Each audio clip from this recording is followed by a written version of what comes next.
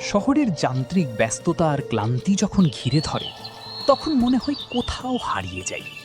আর যদি সেই হারিয়ে যাওয়ার ঠিকানা হয় সবুজের গহীন কোনো আম বাগান, তবে কেমন হয়?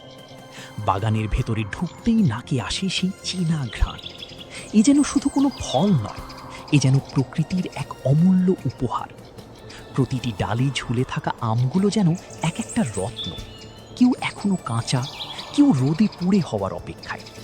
ওদের সাথে কথা বলা যায় না ঠিকই, কিন্তু ওদের নীরব ভাষা কি শুনতে পাচ্ছেন?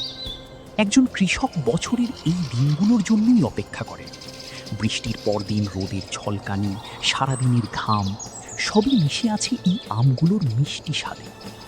বাগানের এই নিস্তব্ধতায় দাঁড়িয়ে আমার মনে হচ্ছিল, আমরা যারা শহরে থাকি তারা হয়তো এই আনন্দের খুব সামান্যই জানে। মানুষের জীবনের গল্পগুলো অনেকটা আমের মতো। সময় লাগে, ধৈর্য লাগে, আর লাগে সঠিক পরিবেশ। আজকের এই বিকেলে আমের বাগানে দাঁড়িয়ে আমি শুধু আম দেখছি না, দেখছিলাম আমাদের পরিশ্রম আর প্রকৃতির সেই অমোঘ সম্পর্কের গল্প। আমের এই মিষ্টি মৌসুমে আপনার শৈশবের কোনো কি স্মৃতি মনে পড়ে? কিংবা এখনো কি সেই